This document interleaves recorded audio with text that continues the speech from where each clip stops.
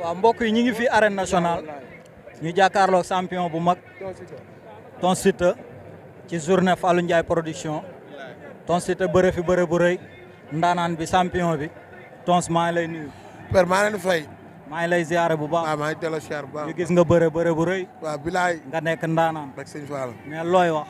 waaw man grand bi instant bi sama xol daa tooy sax ndax sama waa koñ aw ma seen fay barke Seydina Mohamed sama waa koñ du ma lim tur damay wax ñëpp barke Seydina Mohamed ñëpp man aw ma seen fay barke Seydina Mohamed. ban écurie nga nekk. maa ngi nekk écurie Daara ji. ñaata combat nga am ndaw bi ma sama deuxième combat 2 victoires. 2 combats 2. di sant sama waa koñ di sant Modou Kayar di sant Modou Ndiaye di sant kii sama doom baala waaye lu nekk lay def si man borom daaru di sant ñoom Ibou ay jibigéey ay ñoom joo ñoom laay barki Seydina Mohamed seen xaalis dañuy jël di ma ko jox sama combat ba mu taxawee mën na 2 mois musuma lekk ceeb chaque jour ñu jël seen alal di ma ko jox di sant sama waa dëkk Ngourane barki Seydina Mohamed dañ maa taxaw Serif Saaya Cheikh Ngourane aada ñoom bàcc ñoom bàcc Cheikh gaa bis jàpp ala suñu coach si barki Seydina Mohamed billaahi wallaahi wa taala damay wéet di ko wax ñëpp dañoo taw bàyyi ko fi.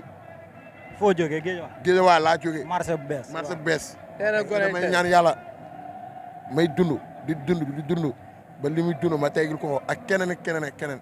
damay ñaan yàlla defal ma li ma bëgg sama yéene yàlla. waaw mbokk yi xale ngi nii Ton Siteu xale boo nga xamante ne ndaanaan la champion la doomu Géejawaay doomu marché bu bees doomu Baxdaad ASC Goney Tay mbokk yi xale ngi nii boo nga xamante ni bëgg na ku ko jàppale ci làmb ndax làmb dafa metti maa ngi ñaan waa Géejawaay nan ko jàppale autorités yi nan ko jàppale ndax xale la doon ndaw ay waajuram wan ko ginnaaw muy xale boo nga xamante ni dafa bëgg làmb mën ko nag kon autorités yi nan ko jàppale ndax làmb dafa metti Ton Siteu ñu ngi lay ñaanal yàlla guddal sa fan boo amatee combat yàlla may la ndam xale ngi nii nan ko bàyyi xel waaye dama lay laaj foo jëm. waaw samay morom yaa ngi fi ay ñoom Laurent. mais yow yaag plateau combat bu neex la. bak seen naa Mohamed bilaay kii bu ñu ko jox bilaay un ziga combat bu neex ñu ragal ñu dara mbokk yi promoteur yi Fallou Ndiaye xale bi defal ko beneen combat dafa war a bëre waat doomu Géejawaay la jaajëf